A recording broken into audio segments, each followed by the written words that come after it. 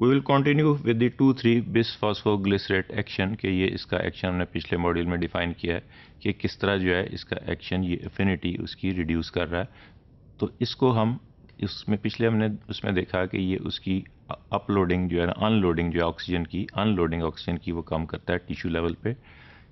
ये इसका ionic mechanism क्या है, क्या आयोनिक इंटरेक्शन लाता है कि ये इसको R से T स्टेट में ले जाएगा। We will discuss in detail in this module. The site of 2,3 bisphosphoglycerate binding to haemoglobin is the cavity between the beta subunits. अब दो बीटा चेन्स हैं, उन दोनों के दरमियान एक स्पेसिफिक कैविटी बन जाएगी। उस कैविटी के अंदर जाके ये लगेगा 2,3 बिसफॉस्फोग्लिसरेट, जबकि जो ऑक्सीजन बाइंडिंग साइट थी वो फेरस पे थी, इसीलिए हमने इसको एलोस्टेरिक हेट्रोपोएटिक मॉड्यूलेटर बोला था।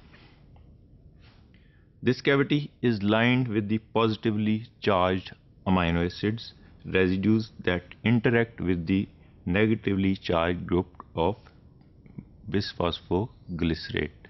अब ये जो कैविटी बनेगी इसके अंदर डेफिनेटली जो हमने कहा है प्रोटीन है, प्रोटीन के अंदर अमाइनो एसिड रेजिड्यूज हैं। तो अमाइनो एसिड रेजिड्यूज जो हैं वो पॉजिटिवली चार्ज होंगे क्योंकि 2,3 बिसफॉस्फोग्लिसरेट जो है वो नेगेटिवली चार्ज है और ये जाके वहाँ आयनिक इंटरेक्शंस बना देंगे। This is the diagrammatic presentation कि वी कैन सी हियर कि ये अगर बीटा चेन है, ये दूसरी बीटा चेन है, तो यहाँ दोनों बीटा चेन्स और ये दो अल्फ़ा चेन्स हैं। तो हमने कहा है कि ये बीटा चेन्स के दरमियान जाके ये इसके इंटरेक्शन लग जाते हैं। तो यहाँ एक कैविटी बन गई, ये कैविटी नज़र आ रही है, ये कैविटी है, इसके अंदर ये 2,3 बिसफॉस्फोग्लिसरेट मॉलिक्यूल जा लगा, लेकिन ये इंटरेक्शंस अल्फ़ा चेन्स के साथ नहीं करेगा। यहाँ पे कोई इंटरेक्शन नहीं हो रहा। ये इंटरेक्शन जो हैं ये सिर्फ बीटा चेन जो ब्लू कलर में डिफाइंड है यहाँ पे हो रही हैं, क्योंकि बीटा चेन्स के साथ जहाँ ये एक्ट करेगा, इंटरेक्शन करेगा, वहाँ जो है ना वो positively charge amino acid present है, जबकि ये खुद नेगेटिवली चार्ज मॉलिक्यूल है। 2,3 bisphosphoglycerate forms ionic interactions with the terminal amino groups of both chains via valine Na1 and with lysine EF6 and with histidine H21। ये अब हमने उसी nomenclature पे चले गए जो हमने बहुत शुरू में डिफाइन की थी। पिछले कुछ मॉड्यूल्स में भी हमने जिस तरह कहा था कि प्रोटॉन जोड़ के Hc3 पे जुड़ता है, इसी तरह हम यहाँ डिफाइन कर रहे हैं कि ये दोनों चेन्स बीटा चेन्स के साथ उसमें वेलाइन ग्रुप है जो Na1 वेलाइन कहलाता है। Na1 क्यों है? वो Hc3 जिस तरह कार्बोक्सी टर्मिनल पे था, एन डिफाइन करता है अमाइनो टर्मिनल के। अमाइनो टर्मिनल के ऊपर जो है अमाइनो टर्मिनल के ऊपर जो है वो 1 पोजीशन पे ये वेलाइन लगा हुआ है। उस वेलाइन के साथ जो है ना ये जाके इसका नेगेटिवली चार्ज जो है वो 2,3 बिसफॉस्फोग्लिसरेट लग जाएगा। इसी तरह लाइसिन EF6 जो है, ये EF6 भी हमने डिफाइन किया था कि E और F के दरमियान जो अल्फ़ा हेलिक्स E और अल्फ़ा हेलिक्स F के दरमियान जो 6 पोजीशन है उसके ऊपर जो लगा हुआ है लाइसिन, उसके ऊपर ये जाके अटैच होगा। इसी तरह हिस्टिडीन 21 जो अल्फ़ा हेलिक्स H है उसके ऊपर 21 पोजीशन पे जो हिस्टिडीन लगा हुआ है वो भी पॉजिटिवली चार्ज है। ये तीनों जगह पे जाके ये दोनों चेन्स पे ये एक एक बॉन्ड जो है ना इन तीनों अमाइनो एसिड्स के साथ जो कि पॉजिटिवली चार्ज हैं, ये एक नेगेटिवली चार्ज अमाइनो एसिड बना देगा। This is the diagrammatic presentation कि हम यहाँ देखते हैं इंडिविजुअली कि हमने बोला है कि ये 2 बीटा चेन्स के साथ जाके मिलता है और 3 डिफरेंट अमाइनो एसिड्स के साथ मिलता है। एक हमने कहा था वेलाइन Na1 कि ये पहला अमाइनो एसिड जो है वेलाइन जो अल्फ़ा हेलिक्स से बाहर है उसको अमाइनो टर्मिनल पे है, उसके साथ ये पॉजिटिवली चार्ज है, ये पॉजिटिव आइन नज़र आ रहा है। इसके साथ ये 2,3 बिसफॉस्फोग्लिसरेट पॉजिटिव नेगेटिव इंटरेक्शन करेगा। इसी तरह दूसरी बीटा चेन के अंदर भी Na1 पे जाके वेलाइन के साथ ये जो है पॉजिटिव नेगेटिव बॉन्डिंग कर देगा। सिमिलरली हमने डिफाइन किया है कि ये लाइसिन EF6 जो है, जो E और F अल्फ़ा हेलिकल चेन के 6 पोजीशन पे जो लाइसिन लगा हुआ है उसके साथ भी ये 2,3 बिसफॉस्फोग्लिसरेट जो है वो जाके मिल जाएगा। इसी तरह हम देखते हैं कि ये सेकंड बीटा चेन के साथ, और ये हिस्टडीन H21 और H21 एक बीटा चेन और दूसरी बीटा चेन दोनों के साथ जाके ये अटैच हो जाएगा. So this is the attachment और ionic bonding site of the negatively charge BPG or the 2,3-bisphosphoglycerate molecule with the hemoglobin. BPG therefore stabilizes deoxygenated or T state. अब ये जब आयोनिक इंटरेक्शंस बन गई आपस में, ये पॉजिटिव नेगेटिवली चार्ज जुड़ गए, तो ये अल्टीमेटली T स्टेट को जो है ना, वो टॉट स्टेट को, हीमोग्लोबिन को डीऑक्सीजनेटेड स्टेट जिसे हम बोलते हैं, उसको स्टेबलाइज कर देगा.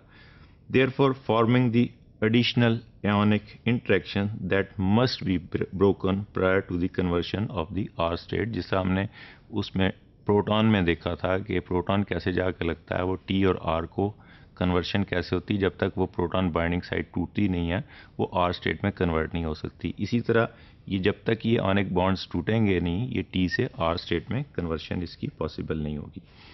Unlike oxygen, only one molecule of 2,3-bisphosphoglycerate is bound to each hemoglobin tetramer.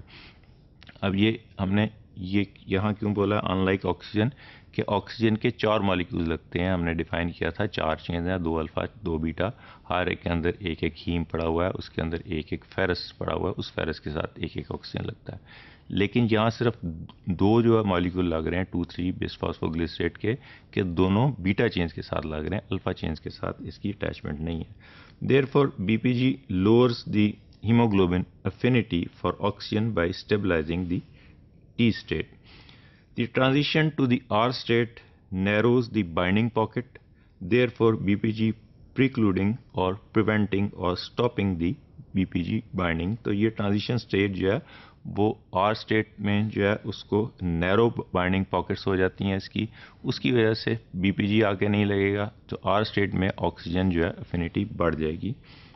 ये this is the diagrammatic presentation we can see here कि यहाँ पे BPG जो है वो T स्टेट में है, और जब ये R स्टेट में जाएगा तो ये हम देख रहे हैं कि यहाँ ये बाइंडिंग साइट जो है ये थोड़ी सी बड़ी हमें नज़र आ रही है, ये जहाँ, जबकि ये बाइंडिंग साइट बिल्कुल ख़त्म हो गई और ये यहाँ इसकी BPG लगने निकल गया. अब BPG आराम से अटैच नहीं हो सकता, तो इस वजह से ये अटैचमेंट इसकी जो है वो ऑक्सीजन एफिनिटी जो है वो इंक्रीज हो जाएगी.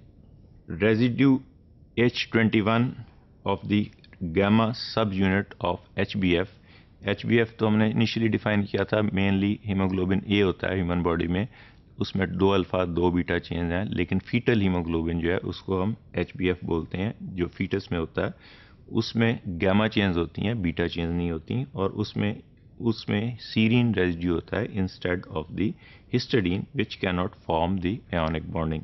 Therefore, BPG binds more weakly with the HbF rather than the HbA.